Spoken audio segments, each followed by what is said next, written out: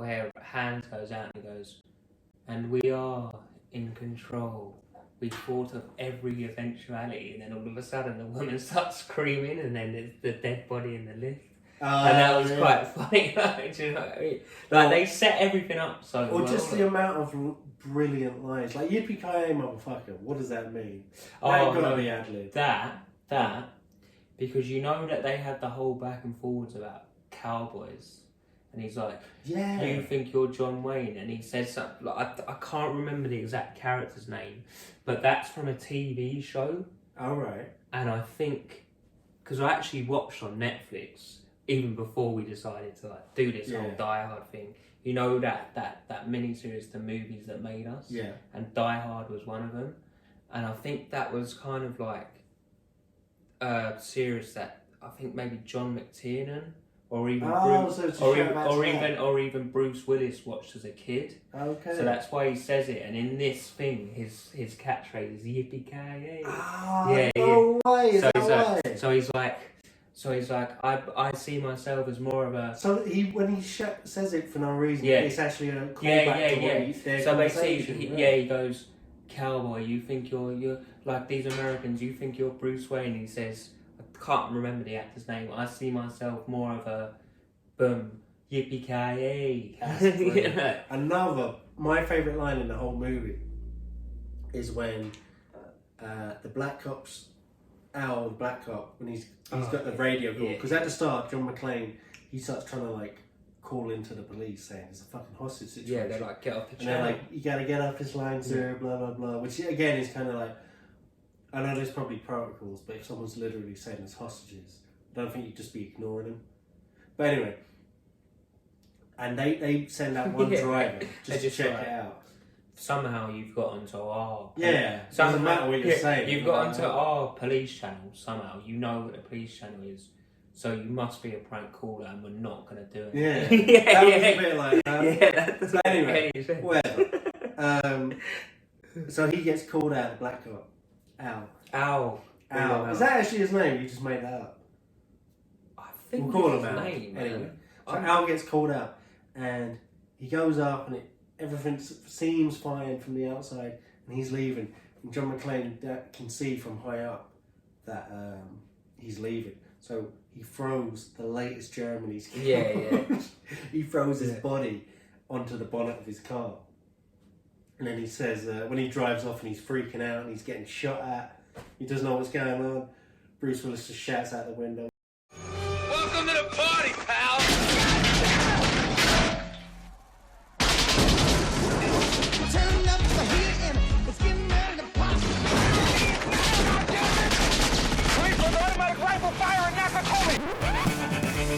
This is the Filmy McFilm Film Show.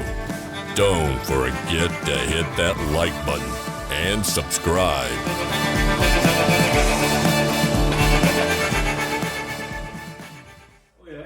Hello, mate. Who are you? I'm Phil. Who am I? Declan.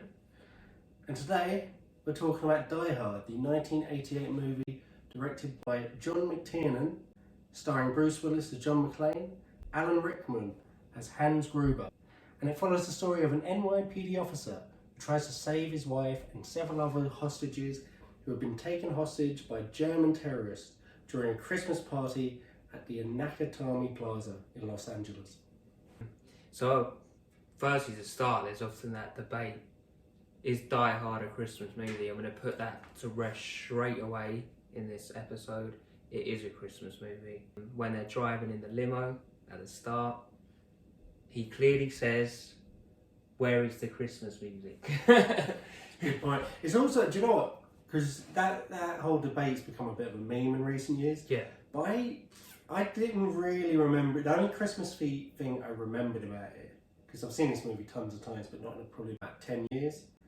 And the only Christmas Eve thing I remembered was it snows at the end. Or does it even snow at the end? Am I making that up? No, I think it does. It snows at the end. Pretty sure it No, does. it doesn't, because it's Los Angeles. But the music, so I've even invented that, but the music is a Christmas song at the end. Yeah. And that's the only thing I ever remembered about it being Christmassy. But watching it again, it is proper Christmassy. the whole way through. Like, I forgot that it was even a Christmas party. The whole thing was centered around. Yeah, like the whole point of it is he gets there, and then he gets there late for whatever reason. He obviously comes from the airport, and then there's like the lone receptionist still there, and they're like, oh, the 30th floor, they're the only ones here. It's the party. So it's a Christmas party, yeah. Like, here's the thing: did they ever say how they knew they were going to be having a Christmas party and they'd be the only ones up there? no, they don't. Okay, well, fair enough. Yeah. Whatever. But I love the opening 15 minutes because really, for any like when they talk about like the fundamentals of screenwriting and all that crap, they always say like you want to set up the tone in the first 15 minutes and all that. And I don't think that's necessarily true for it to have to be a good movie. But for an action film, you want to know not where it's going, but you want to know everything you need to know about the character as quickly as possible. And they do that so well in this movie where the first scene with Bruce Willis on the plane where that cocky little douchebag is saying something to him. It's like, trust me, I've been in this business for 15 years. And then he sees McClane's gun. And he freaks out a little bit. And you can just tell, like, he's a pussy. Yeah. John McClane's a fucking badass. The air hostess is giving him eyes. Yeah. And he's just cool. And then it sets up the thing with his wife where you can tell like they want to reconcile. You don't know why yet, but you can tell there's friction there. And you can tell she's happy. She wants him to call. And she's upset when he hasn't called. Yeah. And then she takes that the wrong way, even though he is showing up and he shows up to the party without even calling. She's delighted to see him, but then he sees she doesn't use her name in the company when he's trying to. There's like a little computer when they're trying to get in at the start. So straight away he's pissed off, and it's just class how it sets up all this little friction and where it's going. And then obviously you don't know why he's going to this party, but then he gets in the limo, he gets picked up from the airport, and in that I'd say it's only about 5 minutes when they're driving to get to the place. The limo driver essentially just tells the whole audience what's happening. Yeah, because it's kind of dumb. Like, it's really a dumb, sneaky cheat code for getting information out. Because John McClane, like, if someone's asking you this level of detail, she'd be like, fuck off. And John McClane is literally saying to him, like, Jesus Christ, you always ask as many questions. But it's a perfect way of just prizing out all the info he needs. So, like, it also sets up the limousine driver. Like, the bit part characters in this movie are just brilliant. Yeah. And they're peppered throughout. You got, like, the fat black cop, whose name I can't remember, who's like his little ally on the outside the whole time. You got the dickhead cop who's, like, running the whole show. You got the cocky FBI guys. What's his name? Hans Booby. He's by far my favourite character. Like, the small characters are so well written and so well cast. Yeah, so like that Hans Booby, he by far is my favourite character in the film. Like when they go in, like the boss finds him to introduce. He's quickly doing cocaine. He quickly hides it. Like I'm just taking a phone call. Like for he's such a like. And the one-off lines are so like. There's obviously the iconic famous ones we'll get onto later. Yeah. But even just the one-off little ones. The little exchanges. Yeah. Like the scene you're talking about. So Bruce Willis shows up, John McClane shows up at the party, and him and his wife reconcile, but they kind of have a bit of an argument because he brings up the fact that you see she's not using her real name. Yeah. And it causes an argument, and then she leaves, and she storms off, and he starts immediately berating himself in the mirror, which is clever for two reasons. First of all, I liked it in the sense of that is how couples have fights sometimes, where you say something in the moment, and then the moment it's over, you're like, oh, why did I do that? I just caused fucking bullshit out of nothing when things were going well again. But also, it was establishing early on, it's not unusual for him to talk to himself, because he's going to be alone most of the movie, so he's going to need to talk to himself, because otherwise it'd be a silent movie for like half the movie. And that's why, really, to be honest, one of the biggest characters in the whole film is the bloody walkie-talkie. Yeah, I was going to say like, that. Literally, that sets up like... Because if walkie-talkies didn't exist, this would be like a series of short movies. Yeah. Because no one could talk to each other. Like, that's how the terror... And everyone knew what everyone was doing roughly all the time. Because the terrorists were on the same radio frequency as well. But that would make quite a cool film at the same time if they couldn't communicate. Like, they'd be like, what's he doing now? And then he'd be like, they be running about in this massive building, by the way, with 30 floors, because he could be anywhere, do you know what I mean? And then like, all of a sudden they'd find a dead body and they'd be like, oh crap, like where is he? It'd be like kind of like, instead of an action film, kind of like a stalker film. Well, do you know what? It's so funny you say that, because I was going to bring this up later, but obviously we know once the film gets underway, and we'll come up to back to some of the earlier scenes, but once the film gets into the meat of it, and John McClane's kind of like scouring around in the darkness and taking out German terrorists one by one, it does become like a reverse slasher movie where you're following the killer taking out, even though obviously he's the good guy and these aren't like little teenagers, innocent teenagers he's taking out German terrorists, but it does become like this weird thing where, and that's what makes it such a good action movie as well, is he does some unbelievable-ish things towards the end, but it's very grounded in, like, he is just a dude in a vest with no shoes on, like he is, like, throughout this movie. He kills what, maybe 12 people, I guess, which is a lot. That is mad. Saying it like that is a lot of people. That's like serial killer Ted Bundy levels of killing people, but he shoots them. He takes them out all one by one. I think one time he kills 2 people. Yeah, he does. And that's because he like gets off a shot early and runs away. Yeah. And you compare it to the later Die Hard movies where he's doing shit the Terminator would even have done. Do you know what I mean? Like, he's killing hundreds of people, like jumping out of airplanes. And he drives like a car into a Harrier jet and takes it out. And he becomes a superhero who can't die. Whereas in this one, he gets the shit kicked out of him. Yeah. I think in one of the later Die Hard films, which are, well, not that good at all, he like starts fucking flying a helicopter, and it's like it kind of like harks back to the old James Bond thing that we discussed before. It's 100%. Like, right, I can just fly this automatically. He's a police officer. There's no way that he can fly a because I like that in the recent James Bond movie, No Time to Die, where they just subtly hinted at that James Bond got into a random little biplane and he just kind of like had a look around like, right, what are we doing here? So like check the model number and then start flicking things on. And it does make you think, like, action heroes can just fly. They must have hundreds of licenses. They can just drive and fly and control any vehicle. Do you know what it reminds me of? Like, remember in the Matrix, where he's like he hacks into like the guy in charge. I know Kung Fu. I need to know how to fly this, and then they like zoom it into his head, and then. Saying that, what do you think of the new Matrix trailer? I thought it was a really good idea. Do you know what? I'm being super. I think it looks like I'll watch it even if I know it's going to be shit because I'm excited about it. I reckon it'll be really good. The only thing, this is such like a cunty little thing to even nitpick. Yeah.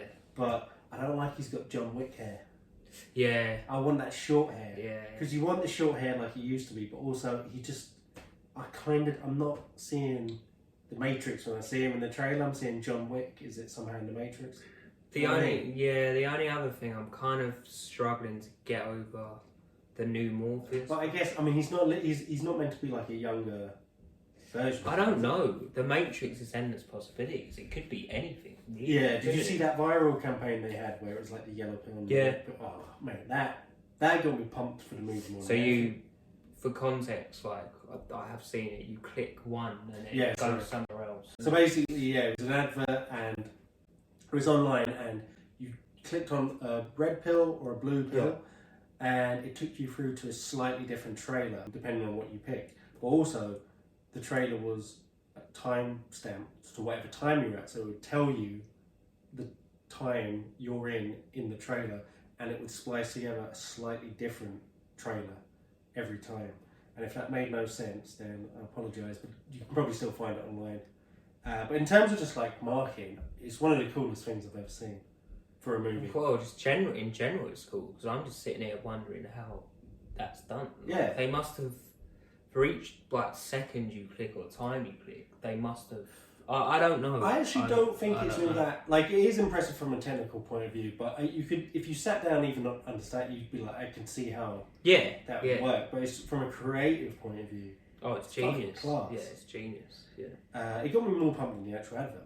No, I will. To be honest, Declan, I will watch it, but I have a bad feeling that it's going to be very bad. I don't know why, but you never know. Yeah. But if you don't watch, you don't see. So We'll find out. Yeah, we'll find out. Anyway, back to the old Johnny McClane. So we have he meets Ellis in the party, and that's a great little exchange as well. Oh yeah, because Ellis is such a cunt, and they have a good little trade-off where he's doing coke when they first walk in, and he's in his wife's office as well doing coke. Yeah, so he's already kind of naturally being a bit like, who's this guy? What's he doing? This, that, and the other. Ellis does coke, and he says something, and John McClane says, "Oh, you missed a spot." And then once his wife does come in, Ellis starts passively aggressively saying, "Oh, show him the Rolex you got for doing that big deal." And he either has been told by John McClane's wife some of the issues they were having and some of the resentment about maybe how well her career was going. Yeah, she was being the bigger earner now, or he's just ascertained it just from intuiting from the body language, setup and stuff.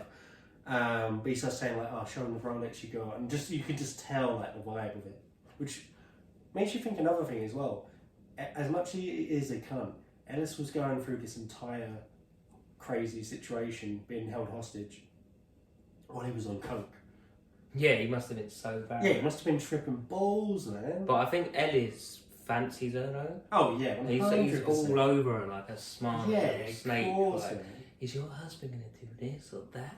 And before he turned up, he was, to be honest, everyone knows about the shenanigans at Christmas parties. Yeah. He probably turned up, was like, he's been putting the mood on. Yeah, I'm going to do a bunch of coke and try and get with her tonight. Yeah. And then fucking terrorists turned up and he was like, oh, for fuck's sake. And it's just I really like the design of all the office sets as well. Yeah. It was that time in the 80s when, because Japan was on track to be the world's biggest economy, and that's why during the 80s, like Blade Runner and all those sort of movies, any movie that was set in the future, I know it's not set in the future, but anything that was set in the future it always featured kind of like a lot of Japanese culture and Japan kind of being like a central figure in everything. It'd basically be the way China would probably be viewed now. It's just... to be honest, it's just a really, really cool idea, because, if you're thinking about terrorists, what better way to do it than in a 30-story office building with 29 floors empty? Do you know what I mean? Yeah, because it kind of creates... You can do it... It nearly feels at times like they took some influences from Alien. Yeah. Because... the whole movie essentially takes place in the skyscraper or just outside of it. Yeah. And it kind of does become like a giant ship. And they're going through different parts of it. They're mostly going up through the parts you never see. They're going through like the vents and up outside elevator shafts and everything. Yeah. But one of the things I was thinking as well is, like you're saying earlier about how good the minor characters are. Yeah. But if you think of, say, the schmarmy, annoying character who eventually gets his comeuppance. Oh, Ellis. Ellis is one of the best ever. No, he's the best by far. Yeah. He's my favourite character. This might have been one of the original sort of cops fighting over who's in charge at the crime scene sort of movies. Do you know what I mean? With that whole dynamic of FBI. You have the fat black cop who's like the good guy, and he's got his cool little backstory where he accidentally shot kids, so he doesn't want to fire his gun anymore, and he's got that whole thing going on, and he's trying to reason with his higher in command, who's that dickhead cop who's having a go at John McClane through the little radio all the time. Yeah. And then it's the first time, I'm sure it maybe did happen before, someone can comment below and let us know, but I think it's the first time I remember ever seeing that moment where the FBI show up and say, not anymore, you're not. This is our crime scene now. Well, for me personally, yeah. But it is one of the first times, I think. And now, every single police cop film, whatever you want to call it. It happens every single time. Like, I'm in charge now. And I actually don't think it would happen anymore because it's become such too a much. stereotype. Unless it's being parodied, you just can't use it. I think when they were kind of looking for the building, but they couldn't find the building, and I think off the top of my head, the building that they used is the studio's lawyer's office that they were building at the time. So they were just like, that's why when they're going through all the other floors, it was genuinely still under construction. So they used it and was like, look, we're not going to give you the budget to hire out a 30-story building that's already done. We have this building that we're building for our lawyers, which they're using. Those offices they were actually using to do their work. The rest of it was still under construction, so we're like, we're going to save money here, just use this. That's genius. Yeah. Because that does add a lot to it. The scenes where, some of the action sequences where he's in the building sites, that's crazy. Yeah. So anyway, the terrorists then show up. Oh, they finally show up, yeah. You've got Alan Rickman, he's such a good actor. He's one of those guys where you forget how good he is until you see him perform. Like, he is such a scene stealer. He got cast originally because the director and the producer just happened to go see a play together during pre-production, and with no intention of like picking someone from the cast. They were just going to see it for fun. And Alan Rickman was in it, and they both were unanimous, like straight away, that is our guy. We got to get him. And originally, I think they were actually looking to cast an actual German actor. Yeah. For it, but they ended up casting no German actors for any of it. Like, the entire crew were all purely cast and just looking fucking dodgy. Yeah, they were some menacing geezers as well. Like, Alan Rickman, he's got his whole, he's the intelligent villain. And that's his vibe. He doesn't do anything. He's got no muscle. Like, he doesn't. I don't think he throws a punch. No. I'm sure he shoots someone. No. He shoots Ellis later, but everything is through intelligence and like very clever intimidation. That's how he's in control of everything. But everyone else in his crew are fucking mean looking. I think that, you know, that like guy with like the really long blonde hair, that's the older brother of the trying to hunt him down because he murdered him. Yeah. He was actually a ballet dancer. Do you know what? That's not that surprising by the look of him. Yeah, like, because he's got that kind of physique. Like ballet dancers are some of the most physically in shape people on the planet. And then they were just like, whoever the casting director was of this film, everyone is perfect. Like the news reporter guy, the news guy who shows up, who's messing everything up, and he accidentally, well, not even accidentally, he just doesn't care. He outs John McClane's kids. Yeah, when he goes to their house and on the news. Like, even he's perfect. Like, in terms of like the annoying, sleazy news guy. Yeah.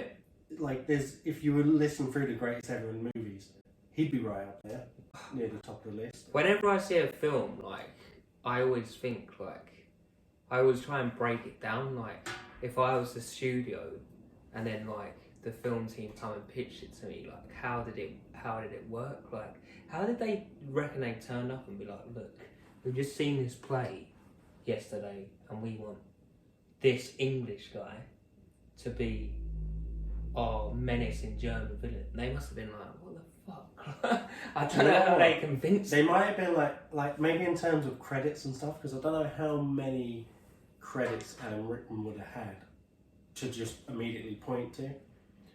But I think the English bit, like, first of all, I don't think Americans, when they cast the Hollywood stuff, I feel like anyone from Europe's kind of interchangeable. Yeah. No. The same way we'd be like, who cares? Like, we're casting a Texan, let's cast this guy from New Jersey, who gives a fuck? We would be like that. But also, I mean, that's always the go-to thing, to have an English guy as the villain. That's true. English or German or whatever. Like, I'd say there's probably must be probably way more common to have an English villain in American movies than a German villain. Well, there's been whole films that the American studios have made about not just an English villain, the whole country of England as a villain. Braveheart. Well, to be fair, I mean, that's a well-deserved mantle to have. So historically inaccurate, by the way. Which bit? It didn't William Willis didn't do loads of fighting. I don't know. I believe all that stuff, and but maybe that's an episode for another podcast.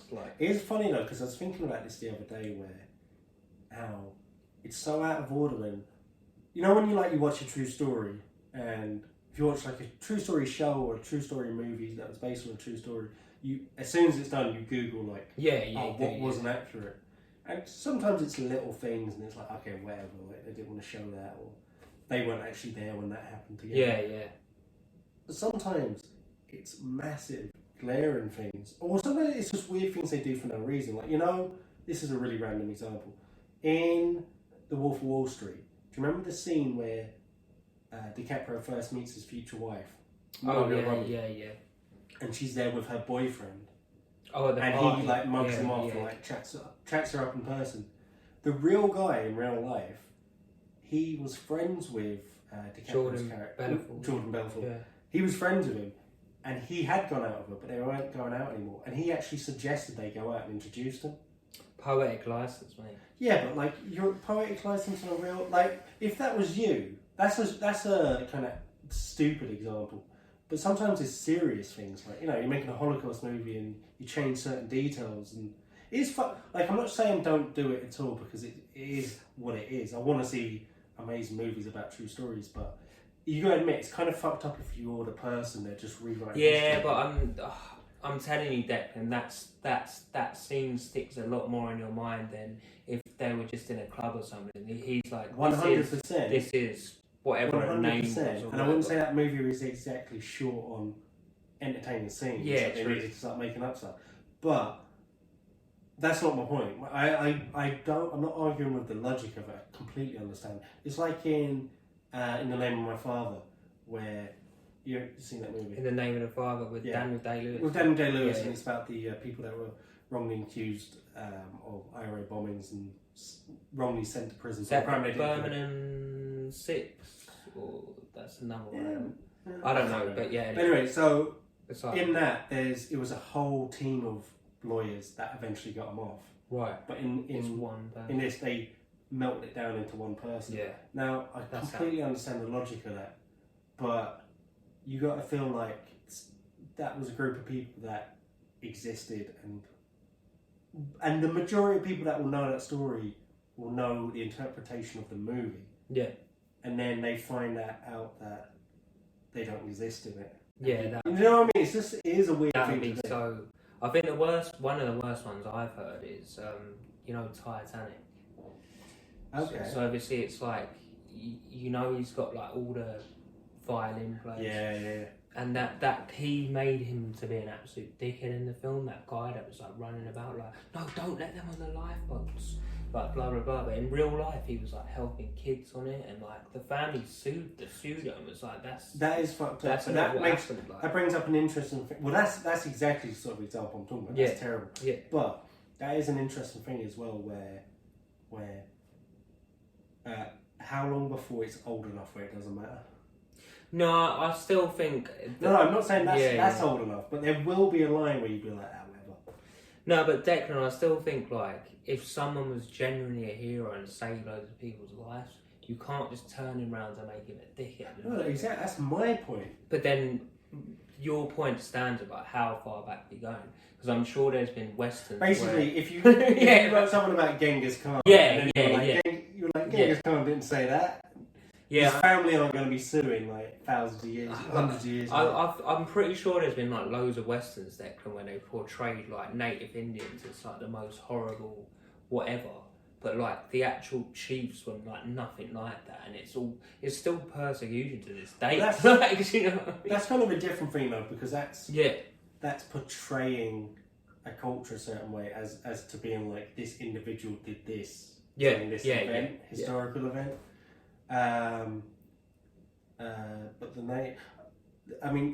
I don't really know too much about Native Americans' portrayals in westerns in earlier times, but they were probably in certain way. They're probably I mean, I'm sure it was accurate. Like the smoke signal's the biggest Yeah, thing. yeah, yeah. Like, everyone knows that's not the thing they actually did and was just invented by the movies. But one thing that it was probably the case, just because of how neutered movies were back then, is they were probably portrayed as less violent. Yeah, true. I mean, it also depends what tribes you're talking about. Like some tribes were Peaceful. incredible. Well, I mean, how peaceful could anyone be In the frontier, yeah. Well, it's just like Yeah, you're talking about like how peaceful was any people living in England? True. 2,000, 5,000 years ago. True. It's not. Yeah. But some were much more peaceful than others, and some were unbelievably Savage, yeah. aggressive, or like just like any other people anywhere. And do you know who else is violent? Who? Hans Gruber. Oh, yeah. Let's get back to Die Hard. How the fuck did we start talking about I don't know, it's I think that's the weirdest tangent thus far. Yeah, because I can't... On the Filmy McFilm show, I don't know what happened. I literally, sometimes we go on these tangents and I'm like, hang on, how do we get from Die Hard to to this? But anyway, back to Hans, Bubby. So the terrorists come in, they take over, and they take the Japanese boss around the corner. Yes. Where John McClane is still getting changed, and he sees him get shot in the head. So that's the first time he knows, oh fuck, something bad's going on, and he becomes a little creepy Michael Myers, hiding around in the bushes and invents and starts taking out the Germans one by one. So how does he kill the first German again? How does he come across him? Well, number one, the whole film would have not. Did they send someone out to look for him? Yeah. Number one, the whole film wouldn't have happened if the old Johnny boy McClane just turned up to a Christmas party in the like a smart clothes. He would have been a hostage as well. Yeah. So thank you, John, for. But well, John was in the pre-drinks in the limo, weren't he? So he was like, "I'll get changed there." Yeah, I like that kind of film where he gets a limo at the start. Yeah. So no, I think he sneaks off. How does it happen again? That is a good question. I can't remember anyway, but he kills that German. Yeah. And then he sends him up in the lift with the sign on it saying, ho. Now I've got a machine gun. And the funniest thing, what really made me laugh, was obviously I watched it again yesterday, is like it was all scribbled on his jumper, and then kind of like Alan Rickman's like deadpan looking at it, and he like pulls it down and goes, "Now I have a machine gun.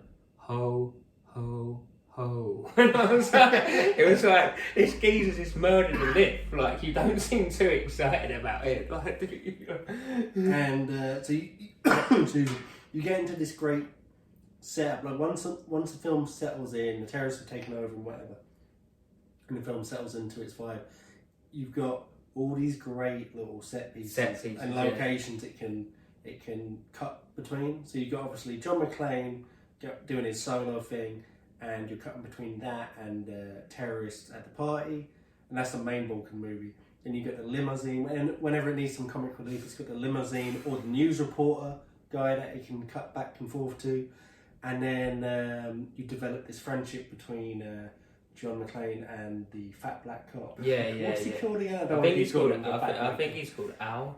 You know? Alright, let's call him Al. But I love his little. Because I remember him being a really charismatic, fun part of the movie. And after Bruce Willis and Alan Rickman, he's probably the first person after them that I think of when I think about the movie. But you're going to say Ellis, aren't you?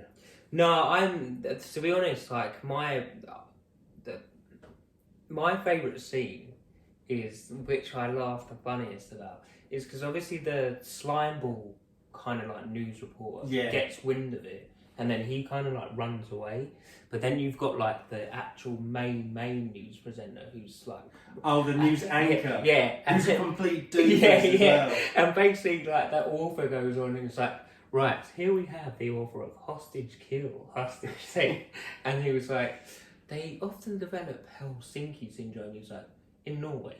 And he's like, no, Finland. You see him give that look. And the producer behind the scene is just like putting his head in his hands. It reminds me of like Ron Burgundy. I was like, that really made me laugh. That's what I mean, like all the little, like he's such a minor character, the head anchor, but even he is memorable. Yeah, and like, all the characters are so well written and fleshed out. I just think this is why this film is really good, because yes, at its core it is an action film, but if you didn't have these little breaks, if you see what I mean, it would have been too intense. It would have just been like crawling about the whole time. It's the same reason why, for me, what makes the first three Star Wars movies so great, say, compared with the latter ones, was you never really, like, the special effects in the early films were brilliant, and not just for the time, even for now, I think. You never think about that really, like, you remember like a feeling you have about the characters and everything, and the ideas and like the dynamic between them all. And it's the same thing with Die Hard. Like, the action scenes are brilliant. Yeah. But most of them are pretty low key. There's an explosion or two at the end, and it gets a bit more crazy at the end. Like all action movies, the trajectory of them all are like that. But you don't really remember him. Like, when I think about it, I think of Alan Rickman being a fucking badass character. Yeah. John McClane, enough said, running around in his little deteriorating white vest, fucking shit up. And just all the little minor characters. And I remembered Al, the fat black cop, who's his little mate on the outside, but I completely forgot about all these other smaller ones, like the limousine driver even. Like, you could happily chuck another 10 minutes of him in he's quite and cool. you'd love it. Like, he's quite cool, but it's all kicking off and he's just in the limo, like, dancing, drinking whiskey. And it's whether they're a villain, whether it's a negative way or a positive way, everyone gets a little moment. Like, even Al, the fat black cop, he has his whole background that he only does desk work now, because after accidentally shooting a kid, he doesn't want to ever fire his gun anymore, and obviously you can't have a policeman on the beat when they're not willing to fire a weapon. So he's going through that whole transition in his life, and he gets the final heroic moment in the movie at the end where you think it's that sort of, like, again, similar to a horror movie, where it's that you think everything's okay, and it more or less is. There's been a resolution and everyone's sort of putting the pieces back together, and then you have that one last scare, and you have that one last terrorist run out, and John McClane doesn't get the hero moment. He gets the final hero moment, Al, where he shoots the gun. It's his little redemption arc complete, that he was able to fire his gun again, and he did it for the right reason. So you don't see it. He never comes up in the sequels, but he goes back to being on the beat afterwards. Doesn't he come up in number 2 though? Does he? Yeah, I think he does. Like, as a big character. Does he just happen to be outside the airport? In the airport one. No, does he? Or is there? They probably, if he's not in it, then they probably. I don't know. They probably just had what he was in the first movie in the second as a different character. I could 100% be wrong, but I think he does turn up at some point. Really? But I really do like the second one as well. Yeah, I was going to say that as well, because a lot of people slate it. No, I like the second one. See, for me, I don't really count, like, 3. Actually, I count 4 as well. No, wait. Not the one with Samuel Jackson's when the bomb. I like that one. Those 3 are decent. So I discount everything after the third one. Yeah. But for me, Die Hard 2 was always like Temple of Doom, where it was the middle movie that got all this hate, and I never understood it. I was always like, I fucking love, like, Temple of Doom, and arguably Die Hard 2 might be my favourite one. Yeah, to be honest. Not because it's a better movie, but it was the first one I saw when I was a little kid, and it just reminds me of ITV on a Sunday night, and just, good action movies and all that. To be honest, with everything that's gone on in the world, like, you wouldn't be able to do a film like that in an airport now. That's a given.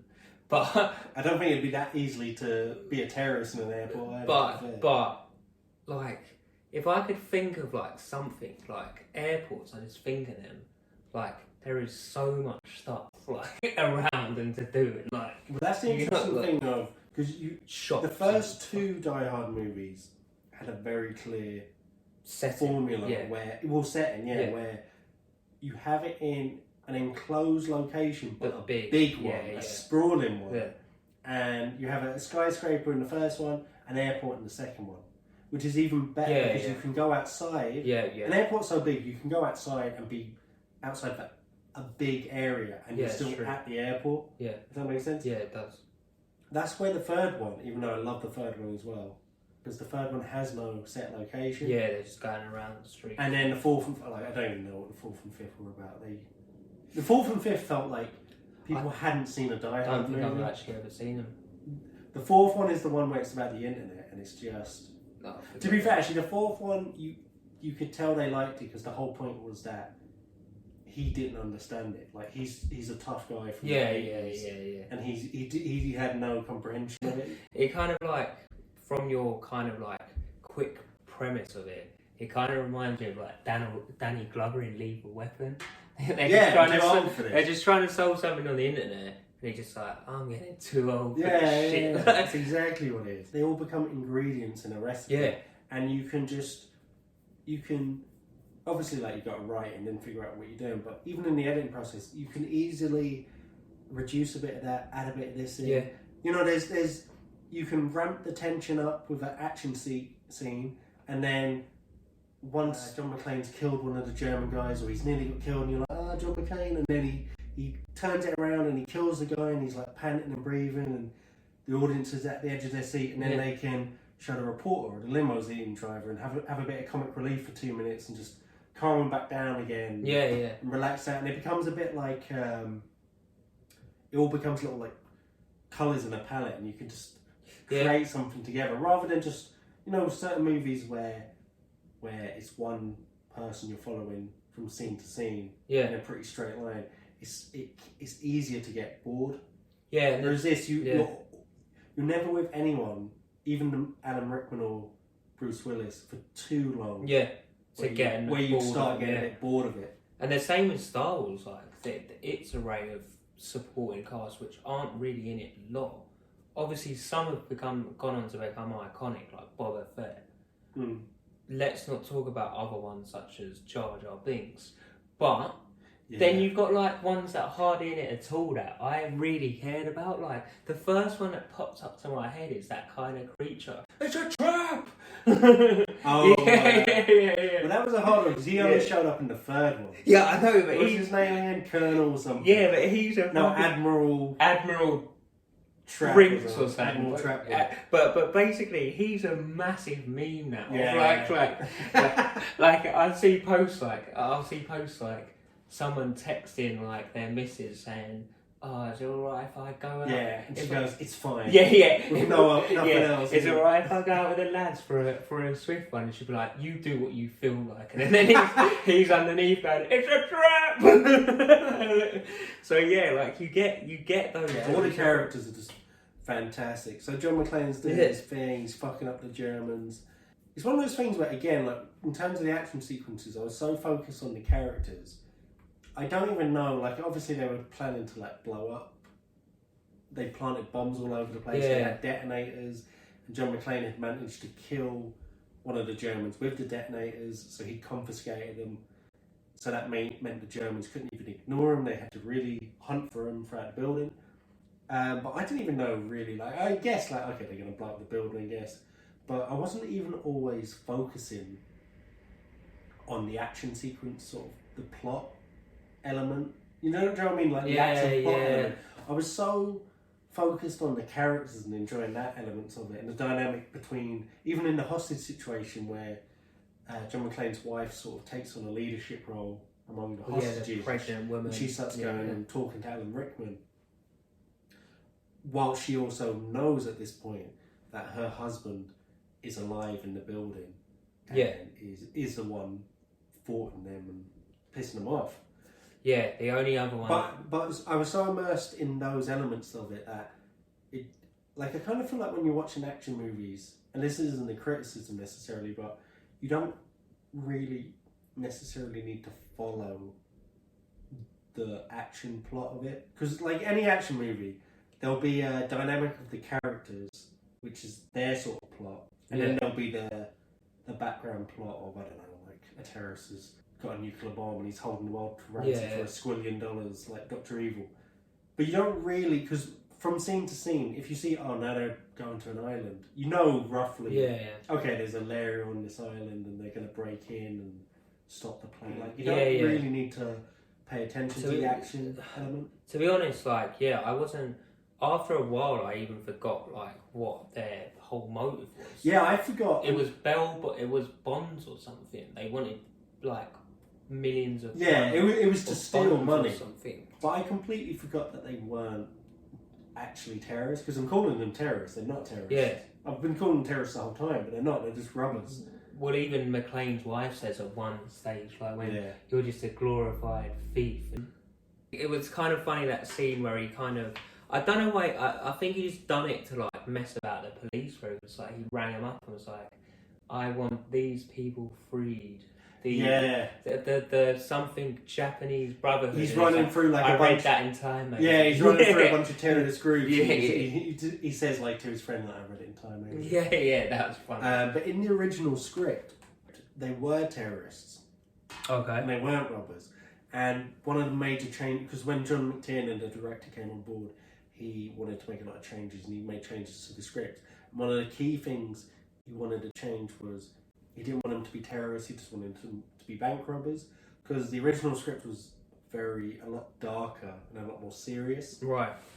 And this one's pretty gritty. Yeah. As an action film, and quite dark, but it's also fucking funny. Like, it's so some funny. of the lines and like exchanges of dialogue are so funny, and some of the characters are so funny. Like, there's the obvious ones like the limousine driver who's just there purely for comic relief, but the policeman who's in charge, who eventually gets over superseded by the FBI guys when they show up. Yeah. Like, he is such a brilliant character he's such a schmarmy little sort of Ian Bill type character, like just a dickhead who's like he's always falls on the wrong side of things. Like, he's always backing the wrong guy or making the wrong decision. And even like you know when the FBI guys ended up getting blown out of the sky. Oh yeah, and it cuts to him and he goes, I guess we're gonna need to get some more FBI guys. Yeah. It kind of reminds me like, it kind of reminds me of, not going off a tangent again because it's kind of similar, but it didn't work out as well as it could have worked out, in my opinion. That Adam Partridge film where he's involved in the hostage situation. Oh, yeah, it is actually. Alpha Papa, like, he's so clueless. Like, I thought it was a good film, but it could have been a lot better, I thought. Alan Partridge movies. Yeah. Yeah, I thought, when you consider, there's, like, it's not really a thing in America, but in the UK, for some reason, it's quite a common thing for small sitcoms to get a movie after they finish their TV run. But they're not like good movies. They're not, and they're not even they're not attempting to make good movies. If you know what I mean, it is purely like a cash grab. Yeah, and they're usually terrible and have very limited cinema releases. But as they go, like, out of all of them, Alan Partridge movie has to be the best. Yeah. What other one is there that even comes close? The thing that the only other one that came to mind, but it kind of sums up your point, is when they try to do it with the In-Betweeners. Like, oh, they're some of the worst. What else are you going to do than send them on a lad's holiday? That is the most obvious thing you can do. Like, and it's like when they were talking for a while about making a Friends movie. Yeah. And you think, how's that going to work? Because at least in a lot of the British ones we're talking about, they never had laugh tracks. Yeah. Although, to be fair, Alan Partridge did have a laugh track. Yeah, but it was actually funny as by far. No, but my point is, okay, say they make a Friends movie. Yeah. You're going to have a laugh track in the movie? No. You're not going to. But then it's a completely different show. Like, have you ever watched on YouTube where they take the laugh track out of Friends? No. You realise there's these huge pauses that don't make any sense. But then also it becomes a completely different show. So if you have this movie, of a Friends movie, or any sitcom movie, the whole dynamic of how they interchange and what you're used to seeing isn't going to be there. It's going to be it's just going to be the same people dressed in the same clothes. They look like the characters, you know, but they're not acting like it. I think the In-Betweeners movie would have been far better instead of doing the typical lads holiday that they went to, like, in my opinion, like a music festival. I just that's like the same thing. That's another film altogether called The Festival. I just think that there's more chances for jokes at a music festival than maybe. To be honest, I feel like music festival and music festival and a holiday is kind of interchangeable. True. But True. my thing is, sometimes I don't get why there's not more better English movies, because there's like such a canon of amazing actors. Yeah. A lot of really good filmmakers, huge amount of infrastructure of studios and stuff, and from like all the technical jobs, like across like DOP to whatever, editor, everything, huge range of quality there. And there's lots of Maybe studios. it's the writers then. I'm sure there's loads of good Yeah, writers. yeah, None, I don't I can't say it as confidently, but even then, like, why do you need maybe writers? Like, it just doesn't make any sense to me. Maybe it's the studios. Maybe they get presented with very good ideas, but they don't see the commercial. But that would make sense if you were talking about France or somewhere. It's just any other well, actually, a lot of the world speak French, but it's England, and they speak English, and you can sell it to the Americans very easily, if that's the problem. Again, we're going on a tangent. We will get back to Die Hard. So it's all going along, and at this point, the hostages, or some of the hostages, including John McClane's wife, are aware that he's running around a skyscraper causing problems and trying to save them. And Ellis is also found out, and he's 100% on the page that, if we just do what they say, we'll get out of this fine, your husband's going to get us killed. Which brings me to a point. What were the terrorists going to do with all the hostages at the end? Oh, apparently they was going to take them onto the roof, get into a helicopter to LA, get into a transport to LA. What were they actually going to do? I think they were going to blow up the roof. So they were going to kill him? Yeah, they were going to Okay, because I couldn't remember that. He finds the C4, doesn't he? Okay, so they were definitely going to all die. And then he starts shooting the gun to make them go down, because he's like, they're going to blow the roof. Yeah. And then that's when that smarmy the FBI guy's like trying to shoot him. He's like, I'm on your side, asshole. Yeah, do you remember they say that line before, like, this is the right side. We'll probably lose about a third of the hostages. I can live with that. Yeah, and he's like, you can't. He's like, got his glasses on with like a bandana. He's like, this is the right to Saigon. And then his like little partner goes, I was in high school, dickhead. So many good lines. Yeah. But so Ellis, he comes up with this genius plan, being all coked up and arrogant. Yeah. But he's going to go in and talk the situation over with Alan Rickman, Hans Gruber. And he tells him, Hans Booby, I'm your white knight. Because he knows that he knows who John McClane is. Yeah. And that he can get him. Or he thinks he can get him. But he can't. And do you know that line was improvised? What, Hans Booby? Yeah. No. And Alan Rickman's reaction is completely is real, because he wasn't expecting the line. I could imagine him, Alan Rickman, hating that guy in real life somehow. So. Who the guy that played him? Yeah. Do you know actually as well? Apparently Alan Rickman and Mrs. McClane, or Mrs. Gennaro, or whatever, they became like best friends in real life. I thought you said they was going out or something. No, I think he was married or she was married, but no, they became really good friends. Yeah, so he goes in, and his whole idea for going in is like, I close $1 million deals all the time, so I could deal with this, and obviously about 20 lines of coke. So he goes in and then does not work out for our old friend Ellis, to be honest. Yeah, and it does that brilliant thing where you want him to die. Yeah. By the time he dies. Like, not too many people die, not too many good characters in this movie die that you don't want to die. Yeah. Actually, to be fair, like, they take out all the security guards.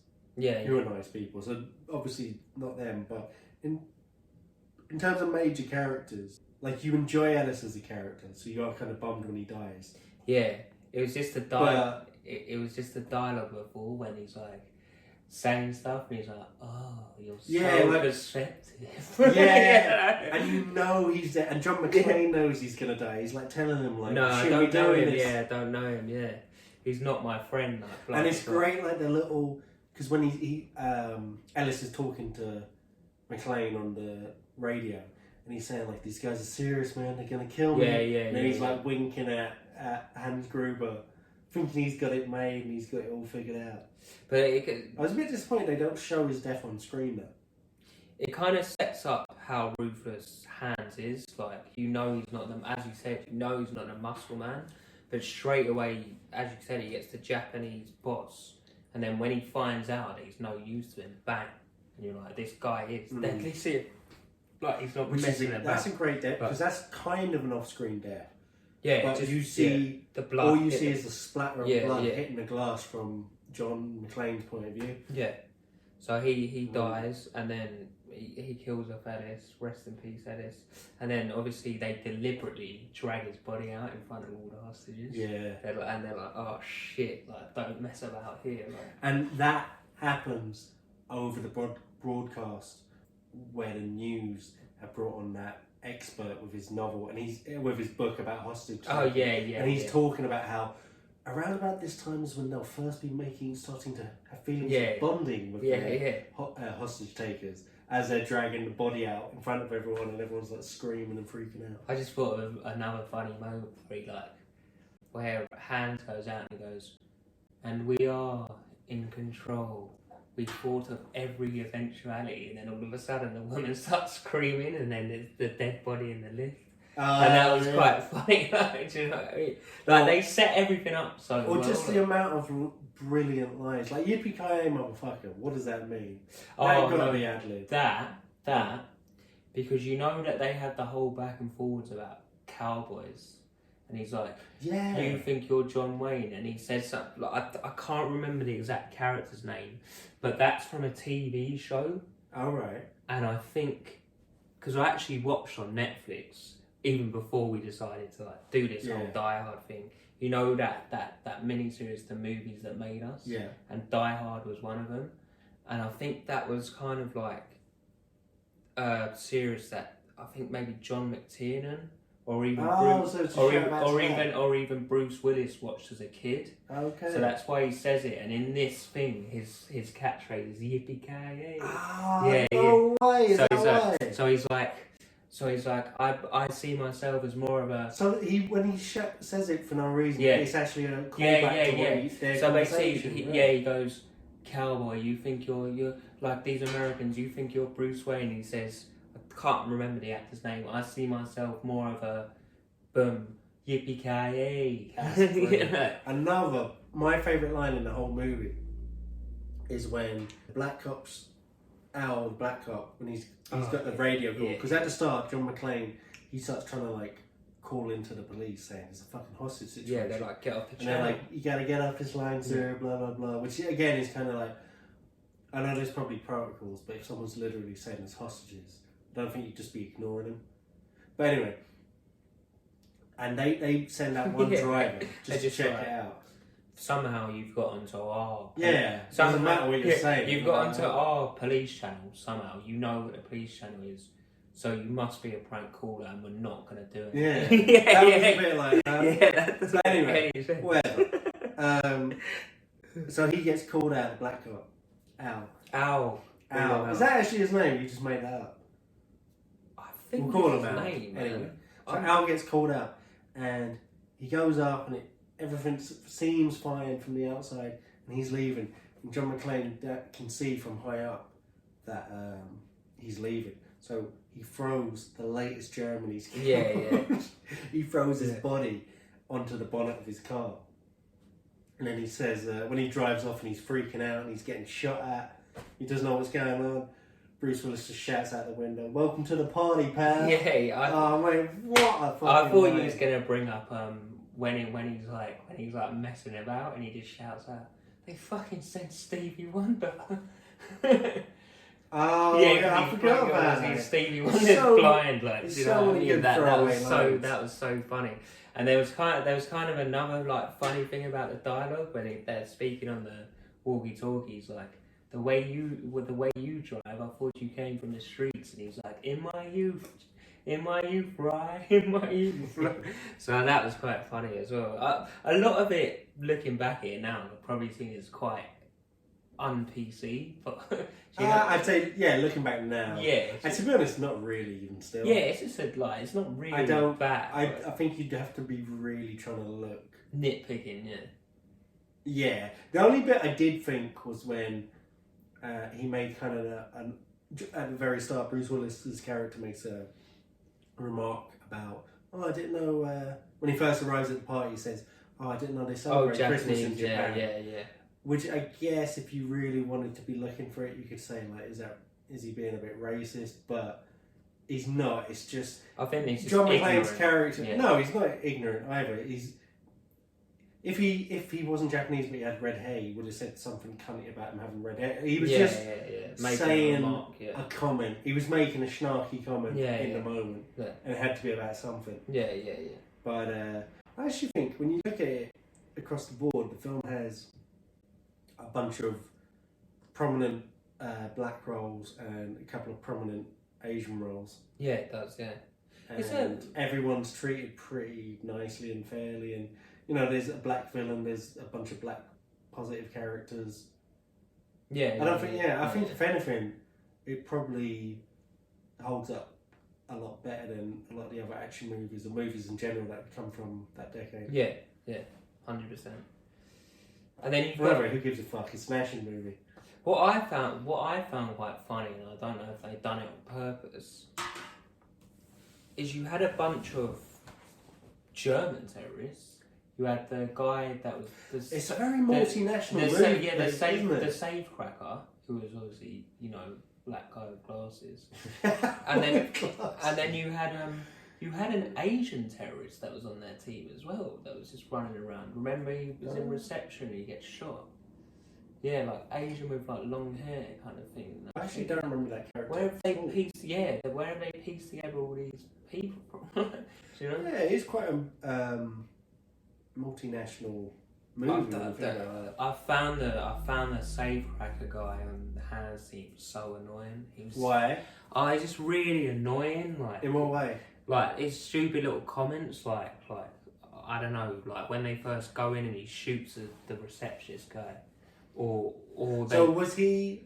The quarterback dropped the ball. Something. Do you think he was badly written, or the actor wasn't selling it? Because no. It's interesting that you pick him out when pretty much across the board we've gone out on the whole podcast about how all the minor characters are perfect. So if you're picking out him, then you'd assume they didn't just suddenly write that character. No, badly. I think. Do you reckon the actor was bad? No, I think it was. Or his character's meant to. No. I think it was written well, and the actor was good. He was meant to be an annoying bastard. Okay, all right. He's an arrogant bastard. He is a kid. Like every time, there's 4 locks or whatever, he's like. He disengages one. He's like, free to go. Do you know what? He was annoying me at one point. You know when the SWAT team were getting sent? Oh yeah, 2x4. And he's like, dickory duck. Yeah.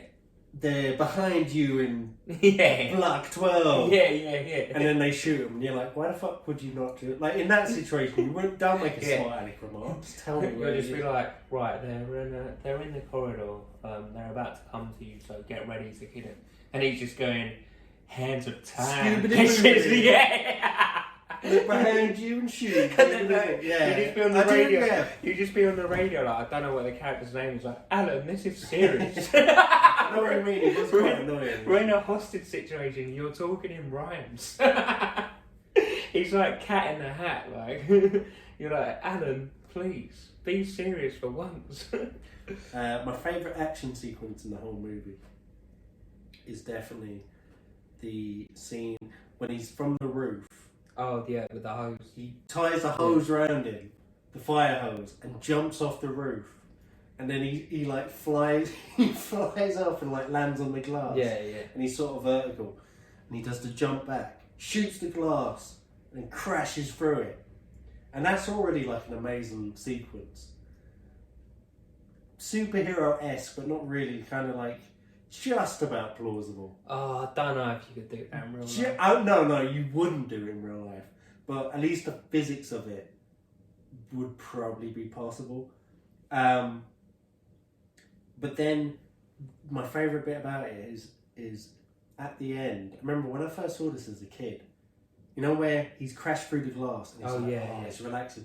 And then the weight of it, because obviously he's at the top, Is the bit where the pipe, the hose comes out is pulled off the wall and fallen down the building as he's crashed into it. So the weight of it is starting to drag him out of the glass. And that, for some reason, I remember I used to be so freaked out by that scene. There's something about how slowly it's dragging towards the window, and the thought of just, like, imagine that was you and you slowly watch yourself getting dragged out a window to fall like from 50 stories up. But I think that the thing that saved him is because the window panes had gone. The two like window, like obviously it's panes. So it's like so he sticks his feet on both. Oh yeah. So he can't. But it was terrifying. Right. Fuck that, man. Yeah, it was my favourite scene in the whole film, and it's not even an action scene. Is when Hans goes up to like check the detonators, and then John McClane finds him. How did we not talk about? Which, by the way, as well, that scene was totally improvised as well. Oh, that scene was brilliant, and he starts speaking like the shittest American accent. He's like, "Oh God, you're one of them." Oh no, yeah. He goes, "Don't kill me." But again, he's like every other German. I was about to say Nazi. Every other German terrorist. Oh God! Every other guy that's come up against him has been going like beating him or shooting at him, and he again uses his wits. Yeah. And that's how he nearly turns the tables on him. And it's interesting as well because it's nice seeing that little sequence play out when you're looking at Alan Rickman's face as he's learning more about John McClane's character. Yeah. Because this is, you forget, like, we've been seeing everything, but this is the first time they meet each other. Yeah. And it's first time Alan Rickman's the only one who knows they're meeting each other. Yeah. But it's just such a nice sequence. No, he only clocks it when he tells him his name, doesn't he? Because he's like, I'm John McClane. Does he tell him his name? He does, but he still... No, he doesn't, because he gets the photo later and clocks it. No, he finds out that he's married to one of the hostages. Right, when the news reporter goes to their house and speaks to their kids, and he can tell by the reaction of Mrs. McClane when she sees the footage. True. And then he's like, "Nice to meet you, Mrs. McClane. Nice to make your acquaintance." Yeah, yeah. But the funny thing that I thought about that is like, why didn't John McClane be like, "Can I see some ID?" if he knows that his name's Hans? But then I realised back in the film previously, he's like, I've been a cop for 11 years. I've seen a lot of fake IDs, and these ones are really, really good. This is these guys are serious. And I was like, oh, right. It kind of works out now. Like, Also, would you think to do that? No, not really, not in the terrorism. And to be fair, he just, like we said the whole way through, you don't look at Alan Rickman. You might hear his voice and be like, oh, this guy's not to be fucked with. Yeah. You don't look at him and think he's a terrorist. Yeah. And he does fit that mold of the people in there. It's like in the first scene where Hans Gruber is taking out the Japanese boss. They're taking him aside just before they shoot him, after realising he's no use to him. And he looks at his suit. Oh, it's a beautiful suit. He knows it's some fancy tailor from London. Yeah. Obviously, probably cost like thousands. Yeah. And he says, "Very nice. I've got 2 of them myself." But so he establishes he is what they are to the corporate world. He is to the world of robbers. Yeah, he's up that tier. Yeah. So he wouldn't look out of place. He would look more like a hostage than a villain. But it does raise a lot of questions of like how he even asked him like, "What are you doing on the roof?" And he's like, "Oh, I've got away." Like, if you've got away, like, why would you go up? Like, why would you go to the roof? Like, does he think there's helicopters? What did he say again? Like, I thought I could wave to someone or something. Oh, yeah, some rubbish. But again, like, what's a classic thing of how can you lull someone into a false sense of security? True. Not by acting smarter than you are. You act dumber than you are. But also, it's, for the sake of the plot. Yeah. Okay. Yeah. But John McClane can be stupid for 1 second, and really smart the next second. That was within a range. That was by far my favourite scene. Simply because he's like carrying on the floor and he just goes, "Oh God, you're one of them." And there's also, I always thought Alan Rickman could definitely do. I can't think of a movie where he does an American accent, but I guarantee he can do an immaculate American accent. But he did a good, bad American accent. Yeah. Because he was playing a German trying to do an American accent. And it wasn't a terrible American accent. Like, if you didn't know he was an American and you heard that in the movie, you probably wouldn't notice. Yeah. But again, that's just how good of an actor Alan Rickman is. Yeah. He can perfectly hit that note of a kind of... Like, that sounds exactly like a German trying to do an American accent. Yeah. Do you know what I mean? Like, Yeah. But John sadly fell for it. Well, he didn't. He did fall for it. He didn't fall for it 100% because he goes to him. He gives him the gun, doesn't he? He's like, "Can you shoot a handgun?" Yeah. And then it's no bullets in you're it. right. There's that was a that was also he didn't fall for it. You're right. So it was a test. And he was like, no bullets. He says, "What do you think? I'm stupid?" And then the elevator opens and those Jeremy's come out. What about now? So as you were saying. So he didn't fall for it the whole time. No, you're right. Yeah. Shit. Yeah, I never noticed that before. Good point. Yeah. So the final sequence, he saves the day. He drops Alan Rickman out the fucking out the window, and the final German terrorist comes out. Al blows him away. He has his little redemption arc, and the best scene as well when the best moment at the end where John McClane's wife, who for like a lot of the times her sort of role in an action movie is just cut back to her occasionally to remind us that he needs to save her. Yeah. Whereas in like she has a meaty, interesting part, and the whole dynamic between them. Like she's not some fucking helpless dumb bitch. Yeah. She is the bigger earner, which is part of what's caused all the resentment and issues in their marriage. And McClane, it's his flaw of having an ego about the situation, which has largely caused a rift in the marriage.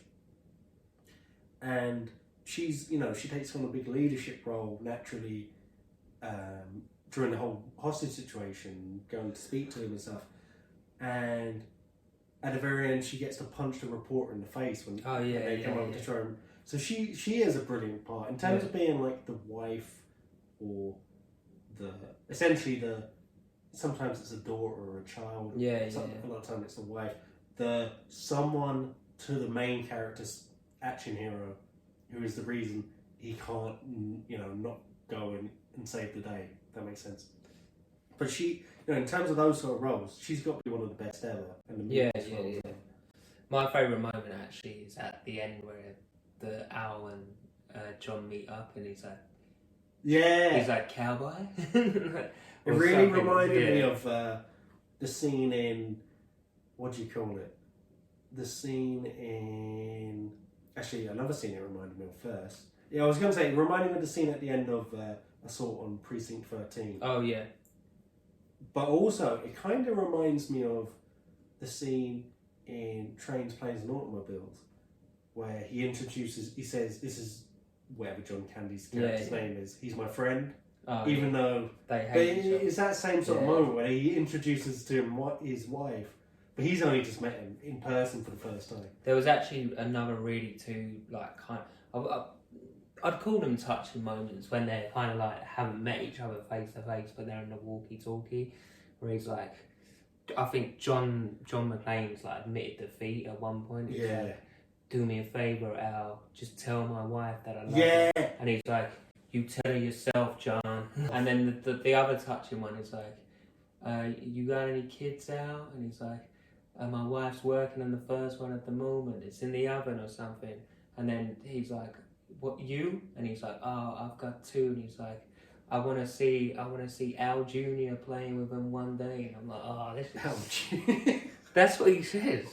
No, it's I'm pretty sure his name's out. I'm 100%. There's so many little things to enjoy in the movie. Like there's so many. That was that was the main good thing, like their relationship. Yeah, and they never. And even the limousine driver, he's in the basement, and he gets his little moment to show him. When he crashes into the car and stops him from escaping one of the other terrorists. But the good thing about it was like they had never like seen each other or met. It's just all through the wall. Yeah, and that was just really like. And the ending where they climb into the limousine and they drive off in a limo, which is such like it makes sense because of what's happened previously in the plot. But it's such a goofy, fun way to end an action movie. Like they drive off in a limo away from the scene. It starts playing the Christmas song. It starts with him going to the party in a limo. And then leaving a party after killing 10 terrorists in a limo, right? With his wife. How cool is that? Yeah, with his estranged wife. Killed a couple of terrorists. Right, she's just like... Made a couple of friends. Yeah, no, basically, she just gone to him. Do you know what? I've just seen you take down a whole terrorist organisation single-handedly. Maybe I will get back with you. What woman wouldn't? Yeah. They already established like every woman, the air hostess, every chick at the party recognise it. Come on, man. Come on. But yeah, like it was just generally really good. But like obviously we know in real life he'd probably like to take out one and then probably get killed at some point. But he would have got killed like taking a shit. Yeah. In the first 5 minutes. He would just looked up like what? Yeah. But yeah, that's why we watch movies because it's better than real life. But yeah, so closes my choice for my Christmas film. And I don't care what anyone says, as I said at the start, it is a Christmas film. Alright, controversial.